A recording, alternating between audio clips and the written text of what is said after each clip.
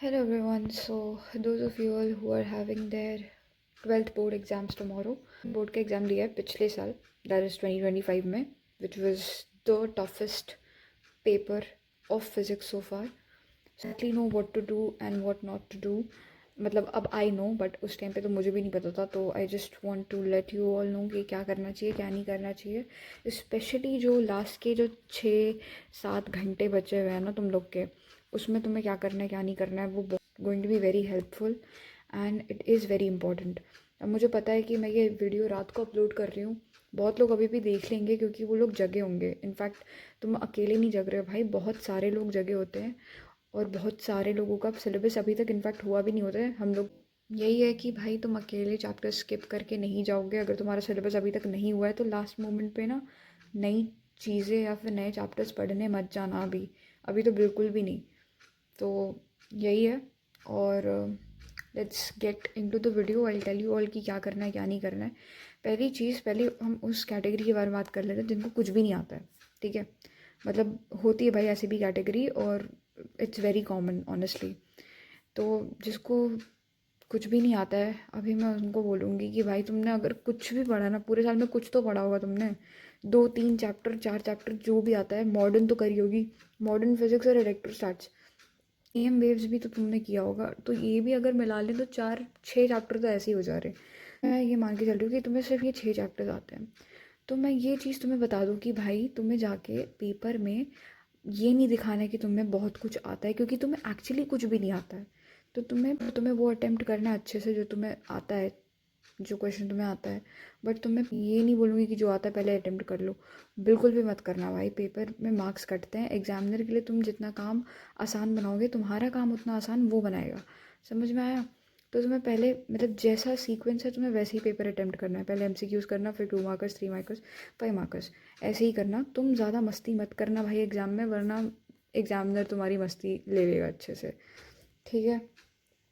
फिर दूसरी बात पे आते हैं।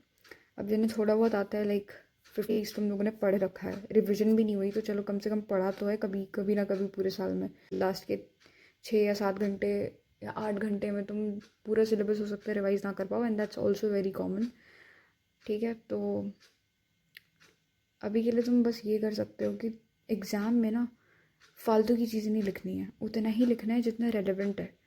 क्योंकि एग्ज़ाम अगेन सेम पॉइंट कि तुम एग्जामिनर का काम जितना इजी करोगे वो तुम्हें उतने मार्क्स देगा, क्योंकि एग्जामिनर के पास इतना टाइम नहीं है कि वो बैठ के कहानियाँ पढ़ेगा। तो तुम्हें बस उतनी चीज़ें लिखनी है जितना रेलेवेंट है। अगर तुम्हें नहीं आता है उससे रिलेटेड तुम्हें बस थोड़ी बहुत कुछ चीज़ें आती है तो तुम्हें बस उतना ही लिखना है, तुम्हें ज़्यादा लिखने की ज़रूरत नहीं है। और तुम्हें ना दिखाना है कि तुम्हें बहुत कुछ आता है। अगर तुम कुछ इरेलीवेंट बीच में लिख दिया है और तुमने मतलब पूरी कहानी भर रखी है पेपर में, तुमने बीच में कहीं इरेलीवेंट थोड़ा सा लिख दिया है, तो वो देख के ही पूरा पेपर काट देगा भाई। वो आगे पढ़ेगा भी नहीं कि आगे कुछ रेलेवेंट है या नहीं है।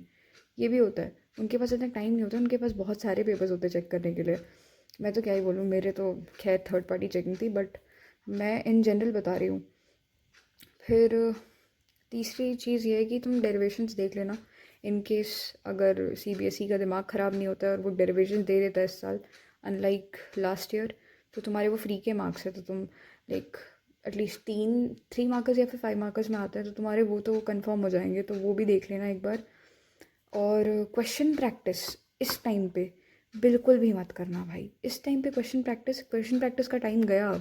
अब तुम क्वेश्चन प्रैक्टिस करने बैठोगे ना तो वो तुम्हारा टाइम खाएगा, और तुम्हारा जो बचा कुछ टाइम है जो तुम रिवीजन में एक्चुअली डिवोट कर सकते हो वो भी चला जाएगा। तो that's not suggested at this point at all, बिल्कुल भी मत करना। और ग्राफ्स वगैरह देख लेना, स्पेशली AC के चैप्टर के ग्राफ्स और मॉडर्न फिजिक्स के ग्राफ्स देख लेना एटलीस्ट, क्योंकि उससे ग्राफ्स आए थे पिछले साल भी, एंड इनफैक्ट इस चैप्टर से आते भी हैं। और जो लोग अभी जग रहे हैं, मतलब जो मिडनाइट में जग रहे हैं, उनके लिए यही सजेस्टेड है कि भाई तुम एटलीस्ट 3-4 घंटे की स्लीप लेके जाना, वरना तुम्हारा पेपर बर्बाद हो जाएगा। एंड हम तो जो लोग अभी रात में जग रहे हैं वो एटलीस्ट 3-4 घंटे की नींद लेके जाएं, वरना फिर पेपर में मैसअप हो जाएगा। तुम्हें जो आता भी होगा वो भी तुम मतलब एफिशिएंटली नहीं कर पाओगे, और तुम्हारी हैंड राइटिंग भी थोड़ी ठीक ठाक होनी चाहिए, एटलीस्ट नीट होनी चाहिए। तो अगर तुम नींद में होगे तो तुम्हारी हैंड राइटिंग ना भाई ऐसे वैसी हो जाएगी जो एग्जामिनर का देख के दिमाग ख़राब हो जाएगा। तो हाँ, ये कुछ चीज़ें थी जो तुम्हें दिमाग में अभी रखनी है। बाकी भगवान का नाम लो भाई और भगवान भरोसे ही छोड़ दो इसको, तो इसका तुम कुछ कर भी नहीं सकते हो actually. You can not predict CBSE क्या करेगा क्या नहीं करेगा, because CBSE is unpredictable of course, and so is NTA। चलो भाई, let's not go there. All the very best और अच्छे से करके आना। That's it.